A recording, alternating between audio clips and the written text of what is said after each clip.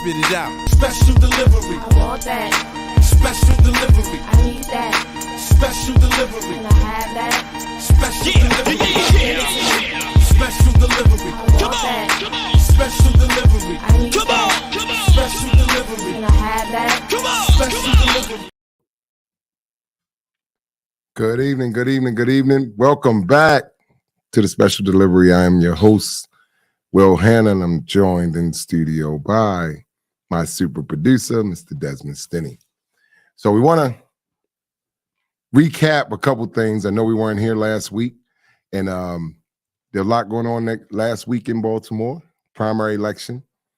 A lot of surprises, some not so surprising. We'll get to that. We'll talk about the election and the results and some new developments regarding the election. We'll talk about that in the second part of the show. Now, there's some breaking news that we're going to talk about that happened this afternoon with regards to Marilyn Mosby. Some people have mixed emotions about it. I want to know how y'all feel. Good, bad, indifferent.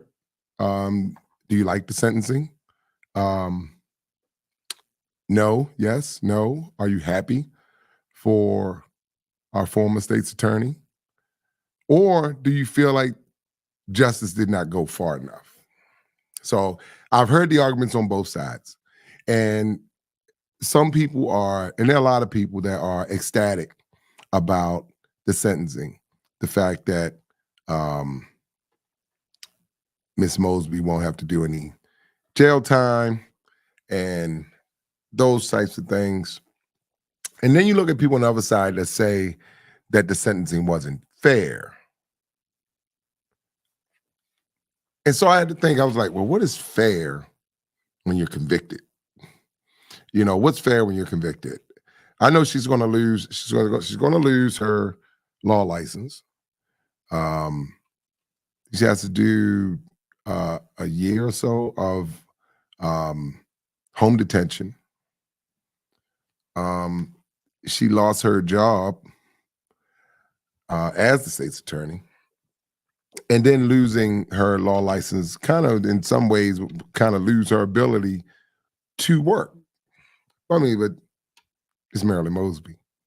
She'll be working somewhere for somebody or not.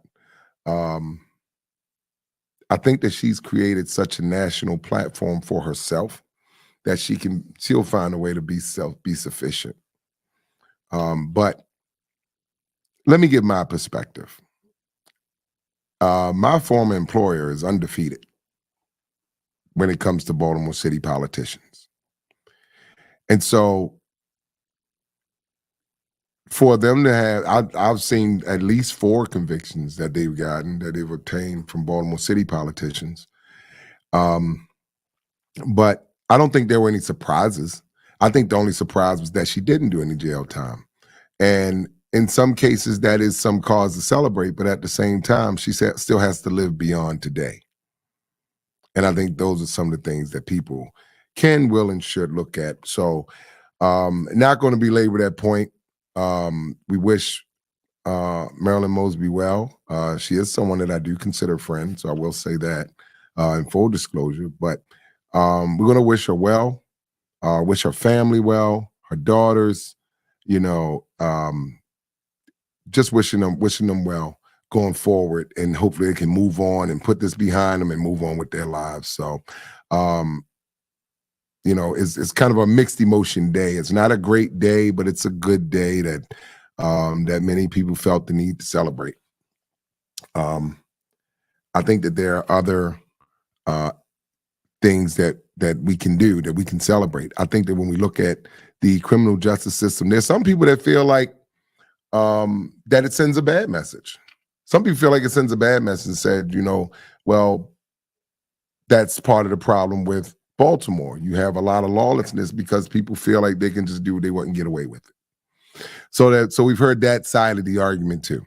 So I wanted to make sure that we were fair and we covered both sides of the argument. And some people felt like maybe had she, then maybe we would send a message to some of the young people in Baltimore. But it is what it is at this point. Like I said, we wish her well. From all us here at Special Delivery, we wish Marilyn Mosby and her daughters and her family well. Now, 2024 election. And this is the fun part. This is the fun part. So I'm letting y'all know the rest of this show, I'm getting ready to have fun with this. I'm gonna let y'all know that. Any of y'all that know me know exactly what I'm talking about. I'm about to have fun with this. Now, I don't know where to start as far as which district that I'm most appalled at. So I'm trying to think, do I go in order and go 1 through 14? Or do I start with the most outrageous? Let me start with the most outrageous. Let me stick true to who I am. I'm going to start with the most outrageous. District 11. So Zach Blanchard apparently is going to become the next city councilman in the 11th district. Now, Eric Costello conceded today. Now, Eric Costello is down by 36 votes, and he conceded. I don't know who does that. No recount, no. I mean, it's clearly within the margin of doing a recount. So maybe was Eric Costello just tired?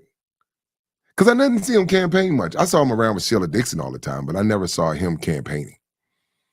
Did he really want to be a councilman? Interesting. So Zach Blanchard, and here's the other part of that. Here's the most outrageous thing that I think happened in this election is that people are winning city council seats with less than 2,000 votes. Says something crazy about voter turnout. That is absolutely the most egregious thing that has happened during this election cycle, was getting down to the election and seeing someone win an election with 1,500 votes, 1,700 votes, when each district has over 40,000 people. I, for the life of me, can't understand how that happens. So even when you have a district where there's a popular elected official, a popular council member, let's say District 10, Miss Felicia Porter, low voter turnout. But I'm going to stay in 11 for a second. Now, Zach Blanchard is a Marine, vet, checks all the boxes, even a nice-looking guy. But I don't know him. I've never heard of him until this election. And I thought I was pretty astute with Baltimore politics, and apparently I'm not. But I'm just a Park Heights guy. But I thought I was pretty astute when it came to the elections and knowing the elected officials and knowing who's running and the candidates, and many of them that we've had on this show. And Zach Blanchard was never on the radar. I thought there was absolutely no way that Eric Costello would lose his seat. And today he conceded, down by 36 votes. Okay. Now, I'm going to abstain from one district because I'm a little emotional about it. So I'm going to stay away from District 7 because I'm a little emotional about that race. For the life of me, if you look at District 1, who won in District 1? Mark Parker. That's right. Mark Parker. Mark Parker. Congratulations, Mark Parker. Hopefully one day we'll get you on this show and we can talk about your vision for the first district. And for those that don't know where the first district is, it's Fells Point, it's downtown, it's waterfront, it's the money district. That's what I call it. I call Fells Point, I call District 1 the money district. And so, and of course, he ran in a race that was kind of open seat. That's now the incoming city council president, Zeke Cohen, occupied. Now, I always had to ask myself these questions. What made people support Councilman Cohen in a district that now all of a sudden has a whole bunch of problems? Post-election, literally the day after the election, it was a lot of stuff revealed about happening down in Fells Point, a lot of stuff down in Federal Hill, a lot of stuff fall. People are complaining about things now. Well, I didn't hear none of this 10 days ago. Might have cost an election. If everything that's going on now in Fells Point and everything that people are complaining about downtown, we'll talk about that also, because I have a whole different perspective on people hanging outside. I got a whole different perspective on that, because I feel like if we've been complaining in communities across Baltimore about people hanging outside and standing on the corners, and then why all of a sudden does all this attention go to Fells Point when people are standing outside, hanging on the corners, having a party? Same thing to me. But anyway, Mark Parker, congratulations. You won in District 1. District 2, Danielle McCray, congratulations. District 3 was a little disappointing for me too, because I thought for sure. You know, I really thought for sure that there was absolutely no way that Ryan Dorsey would get reelected. No way. Absolutely not.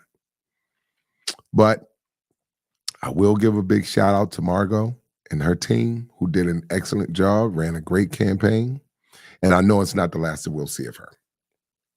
So short of me saying congratulations, Ryan Dorsey, I'm just never going to say congratulations, Ryan Dorsey, but I'm never going to say congratulations, Ryan Dorsey. So let's go to District 4. Who won in District 4? Let's see. District 4, we're talking about Northeast Baltimore. Mark Conway, unopposed. All the problems in Baltimore, and someone runs unopposed with a whole different conversation, different show. District 5, no surprises. Councilman Yitzi Slifer wins re-election, along with District 6, no surprises. I think a lot of people were surprised, though. I think that people outside of people that are inside the political spectrum thought that there was an opportunity for someone to unseat Sharon Green Middleton. And I thought those people were oblivious. I was like, well, who's running against her again? Oh, okay. Those people.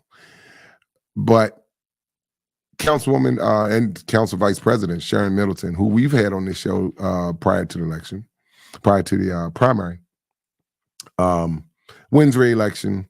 So the 5th and 6th districts, which are intimately connected, big shout out to the Preakness this weekend. Everybody that went to the Preakness, we'll talk about that later. District 7, he won re-election. So since he won re-election, we'll kind of leave that there. District 8 is still up for grabs. District 8 is still up for grabs. And this is the district that was that Chris Burnett occupied. That he served there for what is it, 2 terms? Chris did 2 terms, and decided he didn't want to play in the sandbox no more, and gonna go home and take his ball and all of that. But in the meantime, Paris Gray and Bilal Ali are kind of locked in still sort of a dead heat. I don't even know if there are any more votes to count. But I think that these races are so close that they can and should be challenged. And there's a whole lot of outlying issues as to why.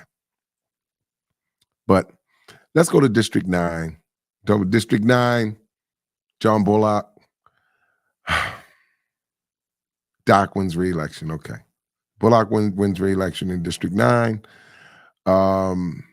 District 10, Councilwoman Porter, another former guest that we've had here, wins re-election. In District 11, which we discussed, District 12, Stokes and Jermaine Jones. So I guess people in the 12th district realized that Robert Stokes wasn't Carl Stokes.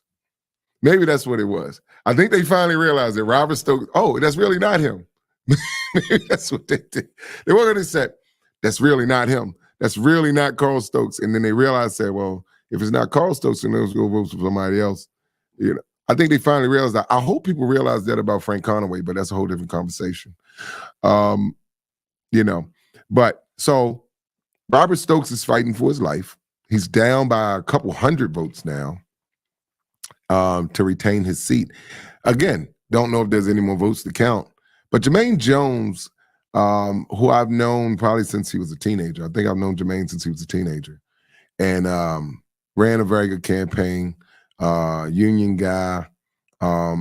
You know, very, very, you know, I see a lot of up and coming things for him as well in his future. But it looks like he's going to be the next councilman in the 12th district. And so kudos to Jermaine and everybody that ran over there. I think it might have been just them two in that race. District 13. District 13. Who ran in 13? Let's see. District 13, Tony Glover. Tony Glover, good friend.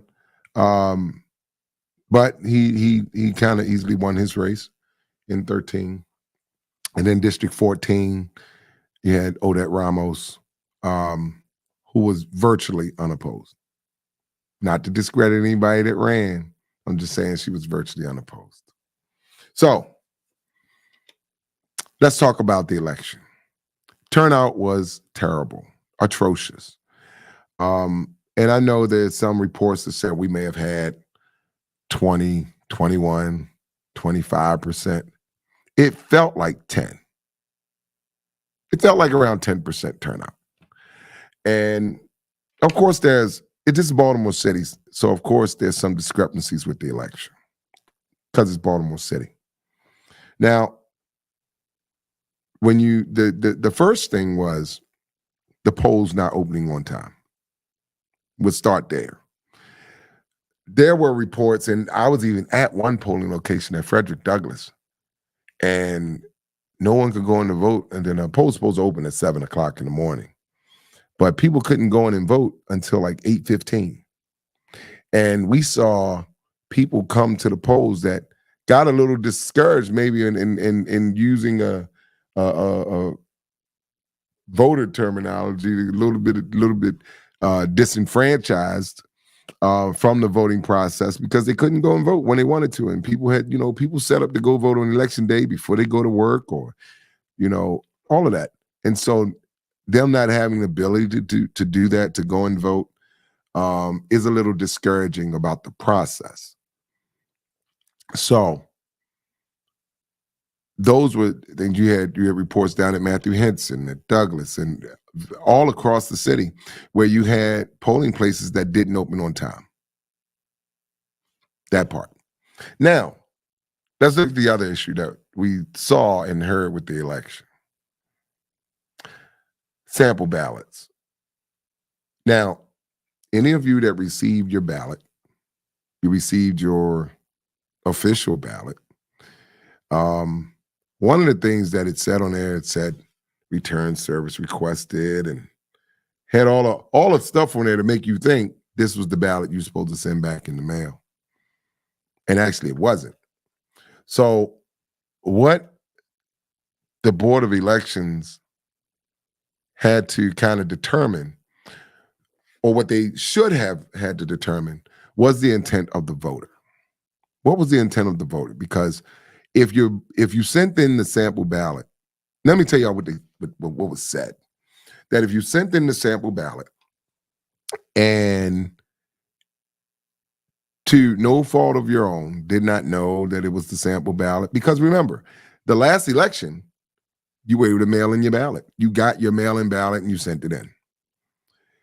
In this election, you got a ballot. It was a sample ballot, and you were supposed to use that as a guide to go into the polling place, or go and take it with you to go vote, or to request a mail-in ballot so that you could decide who you're going to vote for. And I think the instructions were not very clear that people needed to request the sample ballot because they didn't have to do it before.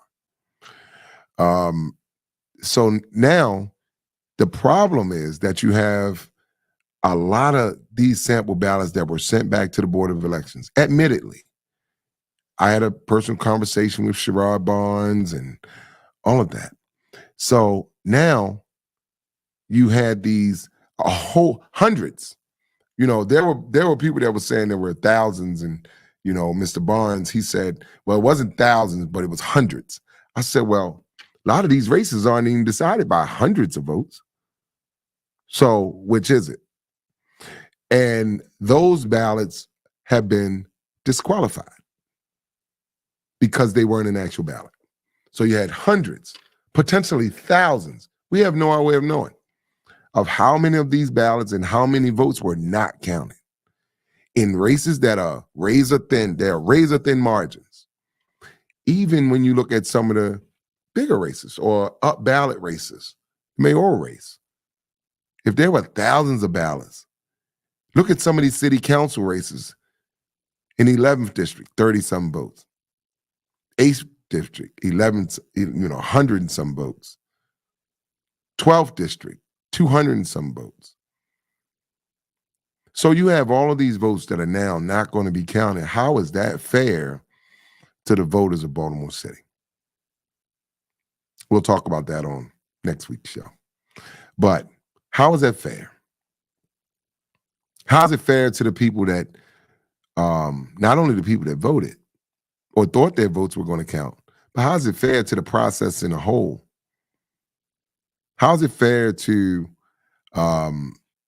someone that's running for office that put their hard sweat, their hard-earned sweat and tears and treasure into running a campaign, only to have, once again, the Baltimore City Board of Elections move in error or do something erroneously that they know was an error and did nothing to fix it?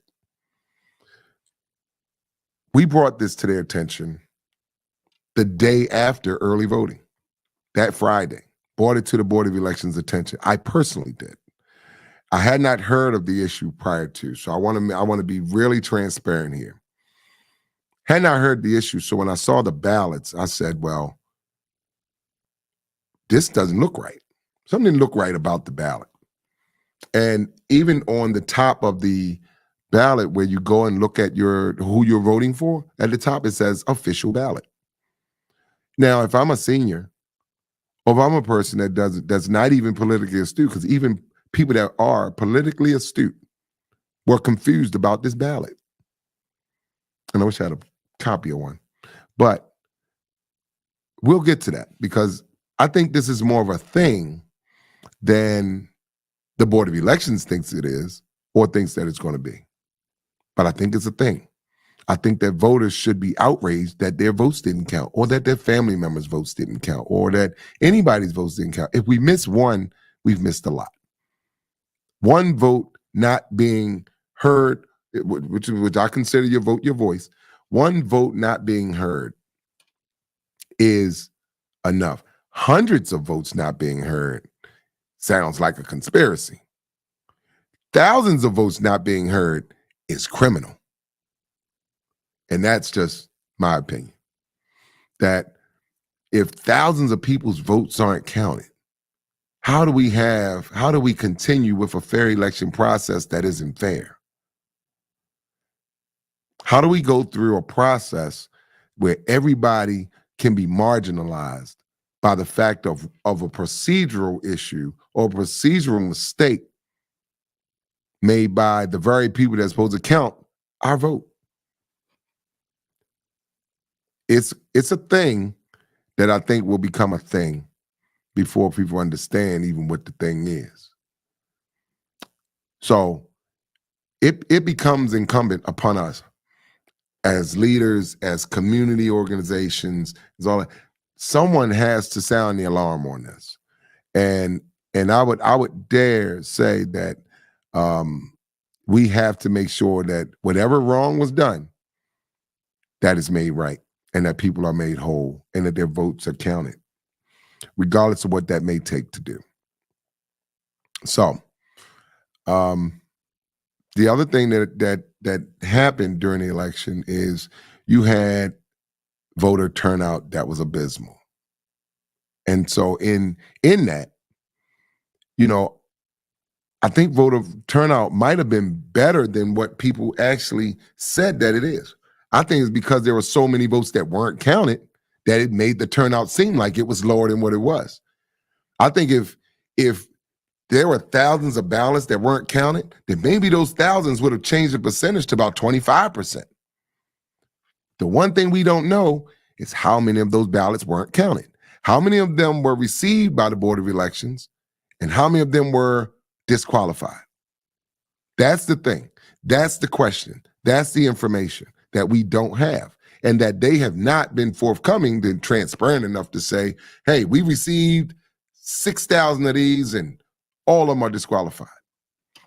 Well, there's a reason they don't want to say that. Why would you? Because that would admit a whole wrong that was done to 6,000 people. You can say it wasn't thousands, that it was hundreds, but what does that mean? If there are hundreds of ballots that weren't counted, admittedly by the Board of Elections, then there's a problem. Then there's a problem in your process. There's a problem in how you delivered the information. There was a problem with how you gave out the instructions and they weren't clear. Now, some people will say, well, maybe if they had read the instructions, but hundreds of people that made the same error, if it was 5 people, 10 people, 50 people could understand. We're talking hundreds of ballots, potentially thousands of ballots that were not counted. And I hope that anyone that's watching this will go back and check in the system, because there's a way that you can check your vote. You can actually check your vote online and see if your vote was counted. You can actually find it out. So I know on our next show, we're going to have that information for you to be able to go and pull up your vote, pull up your ballot and see if your vote was counted. If your vote wasn't counted and you sent in a mail-in ballot, problem. I want you to reach out to me personally. You can reach me directly at 443-615-0549. This is for people that sent in mail-in ballots, whether it was a sample ballot, whether you had the right ballot. I want everybody that sent in a mail-in ballot, if you go in and check to see if your vote was counted, and if it was not, please reach out to me. You can reach me via email at hmgceo@gmail.com, or you can call me directly again, 443-615-0549. Because this is a thing. And if it's one person, it matters. If it's 50 people, it matters. If it's 100 people, it matters. Thousands of people don't fill out the same wrong information. Everybody's not wrong. And there has to be at some point, there has to be some accountability from the Board of Elections. Now, the director of the Baltimore City Board of Elections, Armstead Jones, and the state administrator of the Maryland State Board of Elections, Jared DeMarinis, have been made aware. We've talked personally to them. They know about the issue.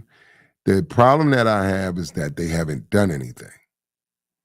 You acknowledge some fault, and in acknowledging some fault, you know, there's a thing that people talk about. There's negligence, contributory negligence. That means you contributed to this issue that happened. So there's some contributory negligence to the State Board of Elections, who approved the ballots, and the Baltimore City Board of Elections, who sent out the ballots. Now, just so people are clear on that process, let me explain really quick. The State Board of Elections receives all of the ballots from all the jurisdictions. They approve them and say, this is the ballot that is going for this district, this election in this jurisdiction. Once those are approved, then the city board of election or the local jurisdiction sends those ballots out to its list of registered voters. Now, the question is, did everybody get one of those? Right? There are over 300,000 registered voters in Baltimore City. So how many of those people receive ballots? And speaking of that number, we'll get to that in a second as the voter turnout. But there's over 300,000 registered voters in Baltimore City. What needs to be identified is how many of those sample ballots were mailed out. Were they mailed out to certain people in certain districts? We don't know. Were they mailed out to certain demographics? We don't know. Were they mailed out to certain, certain people in a certain geographical area? Were they mailed out to just people in West Baltimore? Were they mailed out to the Black Butterfly? Were they not mailed out to the L of the city? Those are all things we don't know. But what we do know is that the Board of Elections admitted that they received hundreds, potentially thousands of these ballots. Now, there were hundreds that they acknowledged the receipt of. There were hundreds on the second day of early voting. There were hundreds then when we had the conversation with Sherrod Barnes. There were hundreds then. Who knows? Early voting was for 7 days, and on the second day, there were hundreds. Yeah. 8 days early voting. And so on the second day, you admitted that there were hundreds. So how do we know how many were turned in by the 8th day? Or even beyond that? There were people that were turning in ballots even on election day. We found, we actually stopped people from putting their sample ballot in the box because it wasn't the right ballot. Now, we're talking election day. This is almost 10 days after early voting. It's over a week after early voting, and people were still sending. So that lets us know that the Board of Elections did not do any notification to say, hey, if you got this, don't do this. You received this, don't send this in. So that's a problem. That's a problem. That's a problem. So let's get to, so what's the resolution? Do they go back and count those votes? Probably not. Do they reveal how many of those votes were submitted? How many of those ballots were submitted? Probably not. So where this becomes a matter of what's equitable and what's fair for the voters of Baltimore City. This isn't an injustice that if people understood and looked at it a little bit deeper. I know on another network, I know Dr. K talked about it on 88.9 briefly yesterday. We've been bringing it up since the beginning of early voting. But I haven't seen any of the mainstream media outlets pick up this issue and say, this is a problem. Because now, they probably didn't think it was going to be a problem because it was only a few at the beginning. But now we have all these reports of all of these different ballots. And it's all, again, I'm going to put out a call to action that if you sent in a mail-in ballot, I'm going to repeat this information. If you sent in a mail-in ballot and you check your the status of your vote, and if it's not saying pending, if it's not saying received, if it's not saying anything that lets you think that your vote counted, even if it doesn't exist in the system, I want you to reach out to me directly. 443-615-0549. I want you to call me. I want you to leave me a message, send me a text, shoot me an email, anything. But we got to get, at some point, somebody's going to get to the bottom of this. And so while we understand and I understand what our responsibility is to know something and do nothing, or know how to fix a problem and not do anything, makes you intricately a part of the problem. So, with that understanding, I'm hopeful. I wish that many of the elected officials that are in office right now would say something about this issue. But you know what? Most of them won the election. They don't care. They don't care about having these votes count that don't matter. They already won. You know, but this is a state issue. And what we don't know is, was this just to Baltimore City? If the State Board of Elections approved these ballots, do we know that this didn't happen statewide? How many of these ballots? That could be tens of thousands of votes. Now, it may not help somebody like David Trone, who lost by about 50,000 votes. We'll talk about that in a second, too. But it may help someone like Bilal Ali, or even Councilman Stokes, or Councilman Costello. They may look at this issue. Maybe if I did this, Desmond, I think if I did the show last week, right, I don't think Costello would have conceded. He might not have conceded today because he would have had something else to stand on. But, you know, just my opinion. So that's that part. I can belabor that, but I know there's going to be more information that we're going to put out about that on Tuesday. And we're coming back Tuesday. We coming back Tuesday? Okay. So, yeah, we're coming back Tuesday. So I just want to let y'all know, just a programming note, Special Delivery will return to Tuesdays at 7. I know the election got us all messed up and turned around and all of that, you know, so look, that's my story and I'm sticking to it. I'm going with that. I'm going with it. But I want to make sure that by next show, by Tuesday, that we'll be able to have some more research, have some more data, because I believe in being data driven. That's kind of like the new words now. I like using it, data driven. You know, it's kind of how they talk about safe streets. But anyway, data driven. I'm like, okay, data driven.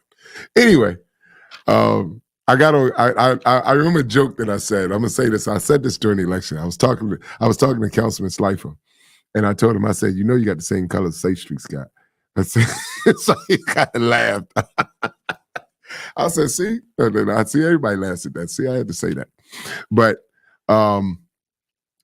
so let's talk about the congressional race now. No, the Senate race. I'm sorry, Senate race. Now, if anybody should be chastised during this election, it's David Trone. I'm gonna tell y'all why. I'm gonna tell y'all why David Trone should be chastised. He could have bought a small country in Africa for what he spent on this election. Almost $70 million to lose, and you're already a congressman? Come on, man. How do you say on ESPN? Come on, man. 70 million? I had to sit back in my chair. Hold on, I'm trying not to. But 70 million? You know what I could have did with 70 million? I could listen. You couldn't even buy an election with 70 million? $70 million, you got to be able to buy an election. Surely you can buy an election. Nope. Wasn't for sale. At 70 million, and now I granted to a billionaire that sounds like $25,000.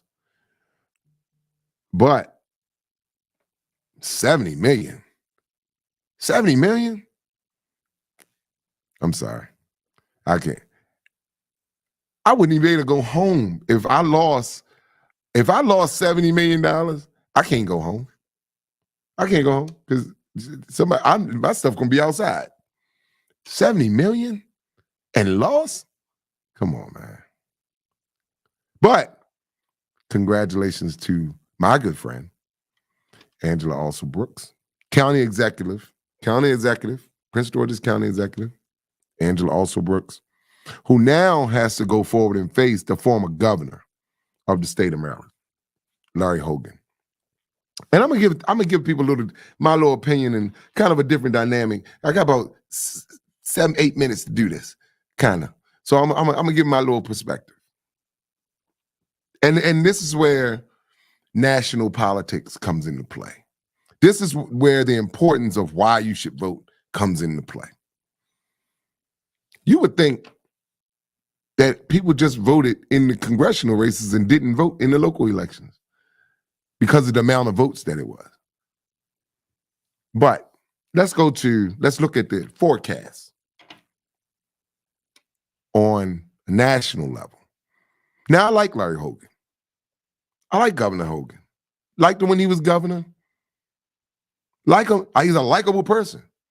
Very likable person. I like Larry Hogan. Let me be clear to say that on these airways that I like Larry Hogan. And there are, he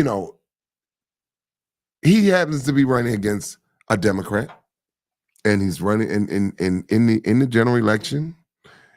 And the risk, though, here's the risk. And I know we have people on the page and that watch the show that are also Republican, and there's some that are Trump supporters and all that. I think the sense of urgency for Democrats is the razor-thin margin that it is in the Senate, in the U.S. Senate, and can our democracy sustain a Trump White House, a Republican Senate, and a Republican House of Representatives? Can we stomach that? Can we survive that? Do we want that? I guess is even a better question. Do we want that? Does that the balance of power in the House and in the Senate is so thin? It's so thin that any hiccup can change the whole trajectory of our entire democratic system. Any hiccup. Now, do you think that if on a national level in national politics, that if there were ballots and sample ballots that weren't turned in and all of that, and this conversation would be different? And as likable and as popular of a governor that Larry Hogan was and is, the risk is, I don't think he's the issue. It's not is Larry Hogan the issue? I think the issue, the fear comes from Donald Trump, former President Trump. I think that's where the fear comes from. It's not fear of Larry Hogan. I think people think that Larry Hogan's a very honorable, decent guy. There's some people that think former President Trump is an honorable, decent guy. I'm in the minority of that. But there now becomes this thing like, okay, watch, if we thought that almost $70 million that David Trone put into this race was a lot, watch what happens to this race because of the national implications between County Executive Alsobrooks and former Governor Hogan. There's going to be a lot of money dumped into these races from all over the country because the stakes are just that high. The stakes are just that high. And people are going to, people from the President of the United States have to weigh in on this race now. The Senate Majority Leader, they have to weigh in on this race now because it is that close. It is that important. They have to weigh in on this race. This race now has national implications. And who would have thought the little teeny state of Maryland, 42nd largest state in the country, will be that important on a national level, which is, and normally we wouldn't even be having this conversation. Maryland's supposedly a blue state. Supposedly a blue state. But I always have to remind people, it is just south of the Mason-Dixon line. So it may not be a southern state, but it has southern tendencies. If you understand what I'm saying? It's not a southern state. Well, it technically is. Maryland technically is the first Southern state. You know, a lot of people don't want to admit that. They think that, you know, Virginia and all those little more conservative areas makes them what makes them Southern. Nope. Geographically, Maryland is a Southern state. It's below the Mason-Dixon line. But again, it might not be a Southern state to some people, but it has Southern state tendencies.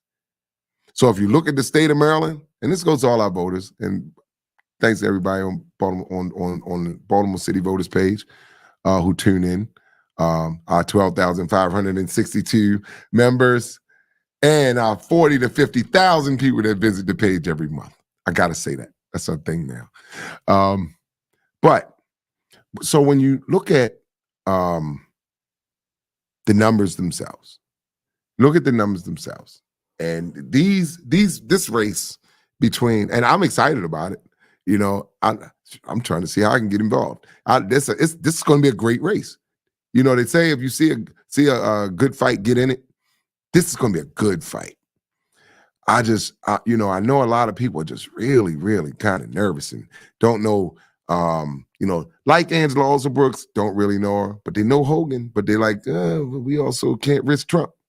So you have in a Democratic state that is going to be a natural fear. In a state that's almost 10-1 Democrat to Republican, some crazy number like that. It's like 10-1 Democrat to Republican. That you wouldn't think that we would even be having a conversation about a Republican senator, because I don't think we've had to have that conversation in my lifetime. In my lifetime, that we have not had to have a conversation about a potentially Republican U.S. senator. I can think all the way back, and you can go back through the families, you know, the Cardins of the world, and go down the list of all of you know the Mitchells and all of just go down the list of it from state to local to national politics. You had all of these, you know, and some I won't name because I just can't get their name out my mouth. But it's just that. So we have an opportunity now to see full-fledged democracy at its best. But when you look at geographically and you look at Maryland, you look at the state of Maryland, not Maryland as in Mosby, I'm saying Maryland as in the state. When you look at the state of Maryland and you have Baltimore, and then you have the rest of Maryland. there's Baltimore City, and then there's the rest of Maryland. And the rest of Maryland is different geographically, it's different, you know, it's broken down by, you know, the racial components of it. All of the demographics are totally different outside of Baltimore City. They don't have a L and a butterfly and all that. We created those terms in Baltimore, but these are the things that people are going to look at. Okay, so there's Baltimore City, and then there's the rest of Maryland. That's what makes us a Southern state. And people don't realize that or even want to admit it. But go out to Western Maryland or go out to the Eastern Shore. Just go outside of 695. Anything outside of 695, you'll see is totally different than Baltimore City. Anything, anywhere outside of 695. You know, the loop that keeps Baltimore, well, part of it's been, you know, part of it's gone, but you know, I'm referencing the bridge. But I want people to pay attention. That's the whole point of this. The whole point is getting people to pay attention. Watch Prince George's County, watch Baltimore City, and watch the rest of Maryland. And remember where Larry Hogan is from. He's from the Eastern Shore. So where even when he ran for governor, when he ran for governor, he won because he won about 20 to 25% of the vote in Baltimore City. Not an easy thing to do. And it may be an even harder feat to repeat. But you're talking about a two-term governor in a blue state, two-term Republican governor in a blue state. And I don't know when the last time that happened. Might have been since Nancy Pelosi's father and brother were here, but I think they might have been Democrats too. I believe they were Democrats too, but anyway. So now this is what we're looking at. This is what we're faced with.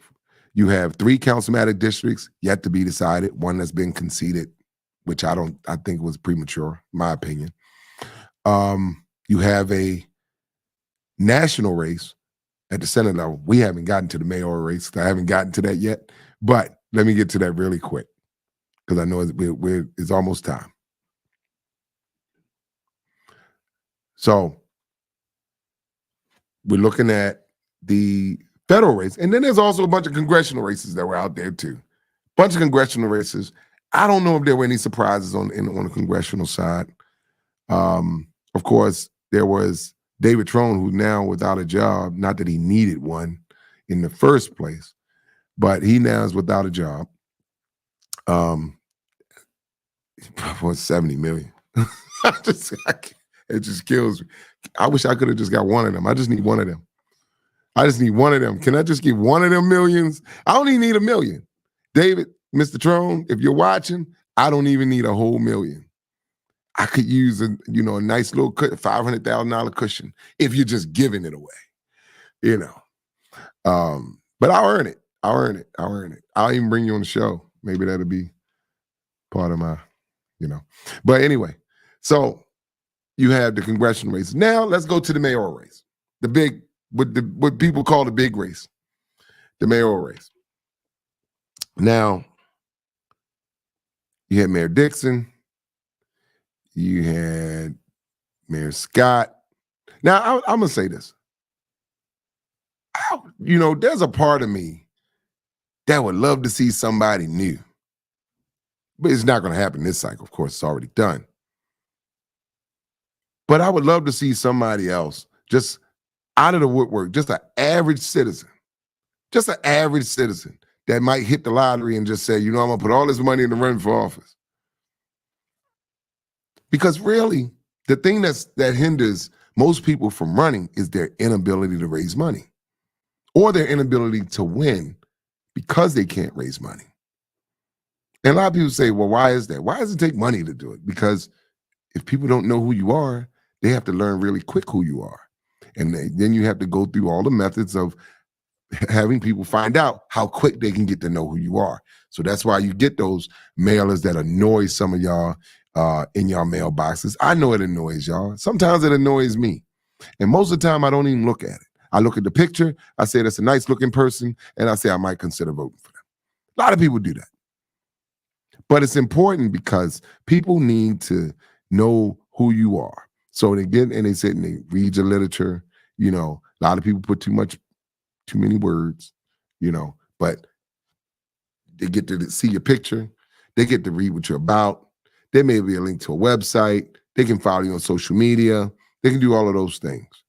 So that's why some of those things require you to be able to at least raise. And I'm saying this to people that may have any aspirations of running for office, because I think that's a whole nother show. We can tell people these are the things you need to start doing now if you plan to run for office. You plan to run for office in 2026, you need to start running right now. Right now, like tomorrow. Like after you watch this show, after this edition of the special delivery, you need to be getting it and pulling up research, going on the Board of Elections websites and say, this is what I need to do. What do I need to do to file to run for office? All of that. You need to go right after you watch this episode, right? Take your phone. Just see my picture. That's me. But y'all need to do that right now. If you have any plans, any inclination that you think you may want to run for office, start today. Start today. Start connecting with your community organization. Start connecting with people in your community. Start connecting with churches. Start connecting with all the people all over your district. And the statewide elections coming up. So any of you that plan to run for senator or delegate, central committee, any of those positions, start running now. Get ready now. Now, I'm going to get back to this mayoral race because I wasn't finished, but I'm going to get back to this mayoral election. And I'm going to say this. One thing people have to realize is that signs don't vote. Now, signs assist in you delivering your message of being of people knowing who you are. But I saw someone. I ain't gonna say no names. Oh no, that would go against who I am too. Shoot, I gotta say the name. Okay, I gotta say the name. I gotta do it. So I saw, for example, I saw Stephen Johnson signs all over the place. I was like, man, it looked like you would think that he had $70 million. I was like, man, this is gonna be a tough race. Signs don't vote. And it wasn't, and the race wasn't close. And I'm talking about in the 6th district. But in the mayoral race, I didn't see that many Brandon Scott signs. I didn't see a whole lot of them.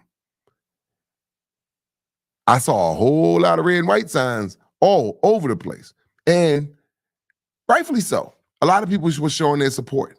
A lot of them were on, but they weren't like the Alston Brooks and Trone signs who were just all over the place, everywhere, in the median strips and not on people's house. They were on people's residences. I can say that. You know, Mayor Dixon had a lot of support in the city.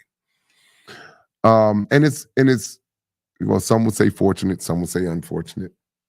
You know, there's a lot of support on both sides. I can tell y'all what I wish would happen. I'm gonna put my wish. This is my wish. I said that no matter who won the mayoral race, that they should make that other person a part of the administration. So if Mayor Dixon had won, then maybe Mayor Scott would take Faith Leach's job as the city administrator. So you have a mayor. We have a mayor and a city administrator anyway. Why not have them two? Why not unify the city? Because you have still people that are going to be very polarized with where their support is. Sheila Dixon supporters are just going to be Sheila Dixon supporters. Brandon Scott supporters are going to be Brandon Scott supporters. They're going to have to, but why not bring this city together and say, look, we've seen this happen before, though. We've seen this movie. We saw where President Barack Obama, when he ran for president, and his fiercest competitor was Hillary Clinton. You know, was Hillary Clinton. But what did he do? After he got elected, he hired her to be Secretary of State. No ill will. Campaigns are campaigns. People say stuff during campaigns, whether they mean it or don't mean it. Doesn't matter. Election's over. The campaign's over. Now it's time to get to work. So why not bring your arch rival, your fiercest opponent, on board with you to hold you accountable? One. And two, they all had great ideas. So why not bring that in and let everybody in the city just embrace that and say, you know what? That was the smartest thing you could do. Probably won't happen, but you know, we're hopeful that we can bring this city together. There's a way to do it. There's a way to do it. And I'm looking at the comment in the chat. 16% of registered voters. That's insane. We got 300-some thousand people. That's just registered voters. 300-some thousand registered voters in Baltimore City. And we get that kind of turnout. But I say this to the voters. I'll say this to the voters of Baltimore City in closing. You can't complain if you didn't vote. Your vote matters. Ask Eric Costello if your vote matters. Ask Bilal Ali if your vote matters. Ask Robert Stokes if your vote matters.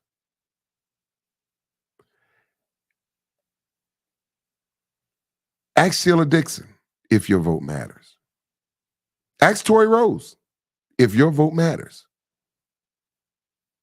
And I can go down a list of a lot of those people. All good people, all good candidates. Not that ran bad campaigns. They did their part. Did you do yours? as a voter in this city, did you do your part? Or did you sit home and say, I'm just not going to vote? I'm just not going to vote. We had less than, well, we got 323,000 registered voters. And someone could actually become mayor of this city without even getting a third of the registered voters in the city. It is absolutely insane to me that a third of the people, that a third of the registered voters of the city is barely what voted. Didn't we have less than 100,000 voters? We had less than 100,000 voters in a city with 323,000 registered voters. Less than 100,000. Baltimore. Got to do better. Got to do better. So let's recap. I don't know whether to say congratulations to Marilyn Moses because she was still convicted. I don't know if that's congratulations. But I guess congratulations, I'm going to say it like everybody else, congratulations on not going to jail. I don't know. I just, you know.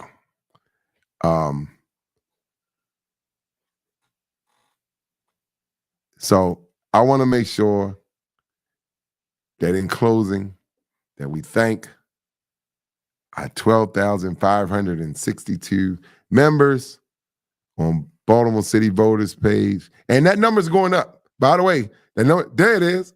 There it is. There it is. Y'all see it, right? Y'all tell no lies. I tell no lies. Right? That number's going up. Now, I shameless plug, I would hope to think that we had a little bit to do with that. I think we had a little bit to do with that, but those numbers are still going up. Keep watching. Share the page with your friends. Invite your friends. So there's a button on the Baltimore City Voters page where you can invite. Invite your friends. Click on there. It'll say the first 1,000. If you're a very popular person, you got over 4,000, 5,000 people on your page. Go in there and invite. Hit the invite button and invite your friends to watch this network, to watch Baltimore City Voters live. And in doing that, you get to watch me. Now, that's good, bad, and indifferent for some of y'all. I'm not as pretty in person as some of y'all think. Just letting y'all know. But if you want to get good information, you want to watch the show, we're gonna tell it the way it is. I have no problem in naming names. I have no problem because I feel like what more can they do to me than they've already done? But we're going to tell it straight. You're going to get good information, and we want to keep voters informed. That's the whole basis of this show, is to make sure that we are informing voters on what not only the election process, but what's going on in your neighborhood that you need to watch out for. Because now that the primary is over, we still have general elections coming up, and there's a lot of issues to talk about. So I didn't want people to think that, oh, well, the primary was over, the special delivery was over, we're not going to talk about anything else. There's a lot to talk about, and there's a whole lot of people to hold accountable in this city that won some elections on May 14th. Let's start doing that now. Let's begin that process, holding people accountable. Let's do something different. Like I say, in order to get something different, you got to do something different. Let's do something different. This has been the special delivery. I'm your host, Will Hanna. See y'all on Tuesday at 7 o'clock at our normally scheduled time. Thank you. Spit it out. Special delivery. I want that. Special delivery.